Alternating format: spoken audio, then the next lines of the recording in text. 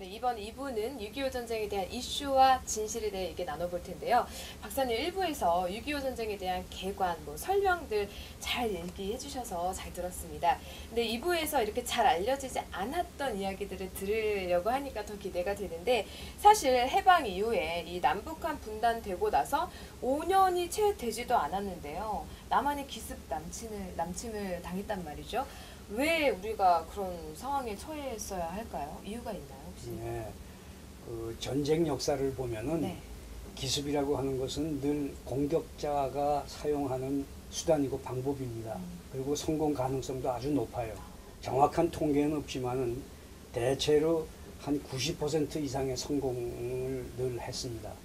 대표적인 예가 이제 진주만 기습이라든가 또 중동전에서 여러 차례 그 기습으로 이스라엘이 승리를 한 사례들이 있죠. 북한도 마찬가지로 기습을 하기 위해서는 상대방을 기만하고 해이되도록 그렇게 만들어야 되는데, 그렇게 하기 위해서 북한이 당시 위장평화 공세를 했습니다. 평화 통일을 위해서 남북한 간에 회담을 하자 하고 계속 그 종용을 했어요. 남친 직전까지도 그렇게 했습니다. 그러니까 남쪽은 그것 때문에 완전히 기만을 당한 거죠. 근데 한편 우리 한국 입장에서 보면 당시의 상황이 굉장히 여러 가지 어려운 점도 있었습니다. 3월부터 전쟁이 터질 것이다 하는 그런 소문이 무성했습니다만은 별다른 일이 없었기 때문에 그냥 또 유야무야 넘어갔고, 또 그해 5월 30일에 제2차 총선이 있었습니다.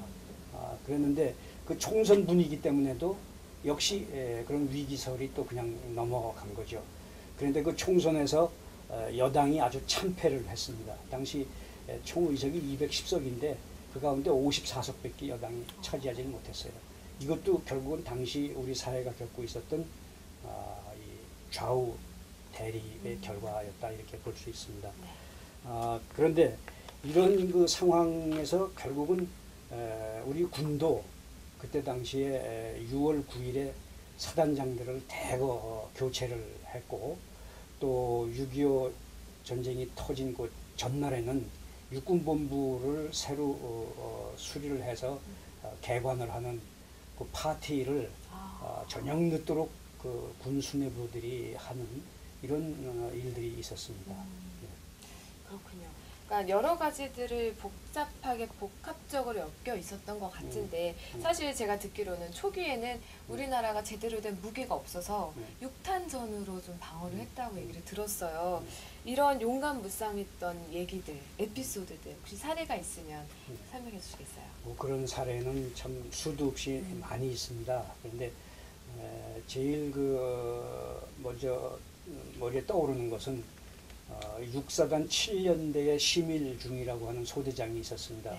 육사단 7년대는 당시 춘천에 주둔하고 있었는데, 전 전선에서 기습을 당해서 밀렸음에도 불구하고 이 춘천에서는 우리 국군 육사단, 특히 7년대가 모든 준비를 갖추고 있었고, 또 대부분의 부대들이 이때 전부 외출해박을 다 내보냈는데 주말이라서 이 부대만은 외출해박을 안 내보내고 대기하고 있었습니다.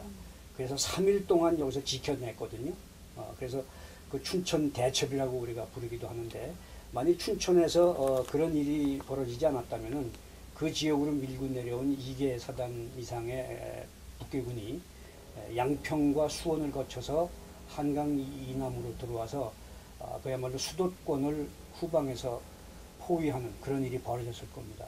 그랬다면 아마 낙동강 전선을 형성하는 데까지의 지연전도 아마 성공하지 못했을 가능성이 매우 높습니다.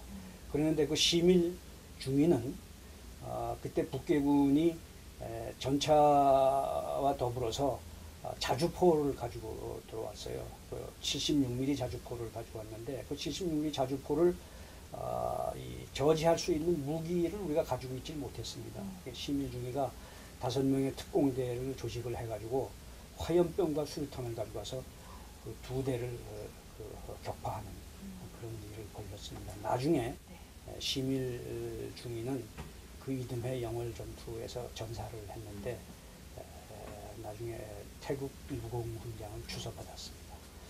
또 공군들은 당시 우리는 전투기가 한 대도 없고 연락기라고 그러는 거. 그 우리 지금 보면 이렇게 그 세스나기처럼 생긴 그 짬짜리 비행기라고 하는 게 이제 그건데 그거를 한 12대 정도 가지고 있었어요. 그다음에 이제 T6 훈련기라고 그러는 거. 그걸 국민 성금으로 사서 그걸 한 10대. 이건 전투기가 아닙니다. 그래서 결국 그 연락기에 이제 두 사람이 타게 되어 있는데 그 조종사 뒤에 한 사람이 타고 거기에서 15kg 정도 되는 폭탄을 만들어 가지고 거기에서 손으로 떨어뜨리는 그런 참 어떻게 보면 무모하다고 할 그런 용감한 일들을 벌였죠. 네, 그렇군요. 그러면 군인이 아닌 민간인인데도 불구하고 이 전쟁에 희생을 해서 이 승리에 좀 도움이 되었던 분들, 그것도 궁금하거든요. 예, 이 전쟁에서 민간인이 군인을 도와서 전투를 이기게 만든 그런 사례들이 여럿 있습니다. 그 가운데에서도 특히 그 후퇴를 하는 과정에서 두 개의 아주 대표적인 사례가 있는데 하나는 50년 7월 6일에서 7월 7일 사이에 충북 음성 북방의 동랑리라고 하는 지역이 있습니다. 네. 그 동랑리에 초등학교가 있었는데 그 초등학교에 북한군 15사단 48년대가 들어와서 주민들을 전부 압제를 하고 뭐 이 물건을 빼앗고 또 음식을 빼앗고 뭐 이런 일이 벌어졌습니다. 근데 그 학교에 김재옥이라고 하는 여선생이 한 분 계셨는데 이분이 몰래 빠져나와서 산을 넘고 넘어서 우리 국군 부대를 찾아와 가지고서 그 사실을 알린 겁니다. 그래서 우리 후퇴하고 있던 국군 6사단 7년대 아까 제가 춘천에서 아주 잘 싸운 전 부대라고 그랬잖아요. 이 부대가 북한군 그 48년대를 기습해서 아주 완전히 전멸을 시키다시피 했습니다. 또 하나는 그때서부터 한 열흘쯤 후인데 화령장이라고 하는 지역, 이게 경북 상주군 신봉리 일대에 있는 그 지역인데 네. 거기에서도 그 주민 엄복님 씨라고 하는 사람이 북한군이 내려온다고 하는 것을 우리 국군한테 와서 알린 겁니다. 그래서 우리 국군 독립 제17년대가 1사단 일부 부대의 도움을 받아서 매복을 했다가 그 15사단 2개 연대를 또 아주 크게 괴멸시킨 그런 사례가 있습니다. 그래서 이 두 개 전투로 말미암아서 북한군은 한 일주일 정도 그 진출이 지연이 됐고 그 덕분으로 낙동강 전선을 우리가 형성할 수가 있었던 겁니다. 네, 그럼 박사님 그 전쟁 당시에 한국은행에 있었던 그 금괴랑 화폐 수송이 되게 어려웠다고 해요. 차량이 네, 없어서. 이것도 참 잘 알려지지 않은 그 사실인데요. 네. 6.25 남침 당시에 한국은행 당연히 금도 가지고 있었고 은도 있었고 화폐도 가지고 있었겠잖아요. 네. 제가 찾아보니까 금이 한 1.3톤, 와. 은이 한 18.5톤, 아. 당시 돈으로 한 34억 원 정도라고 그럽니다.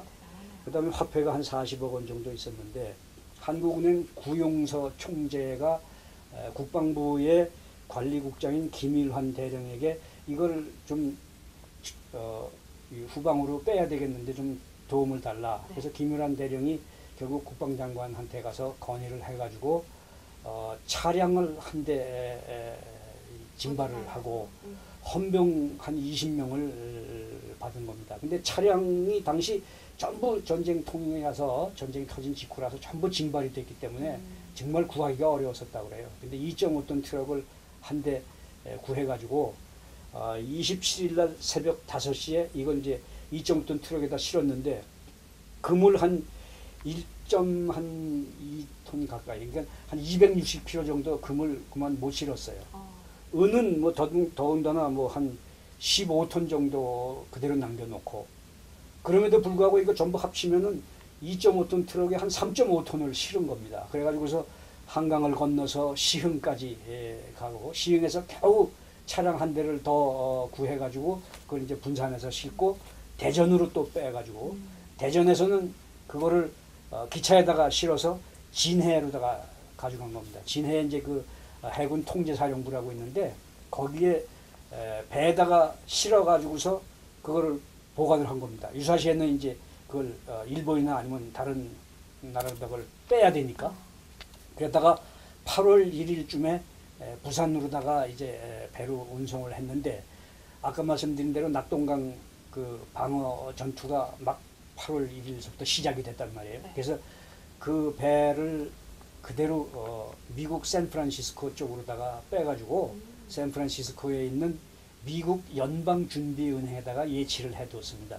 그리고 전쟁이 끝난 1954년 8월 달에 IMF하고 IBRD, 세계은행이라고 하는데 우리가 이제 가입을 하게 되는데 가입을 하려면 거기다가 돈을 예치를 해야 됩니다.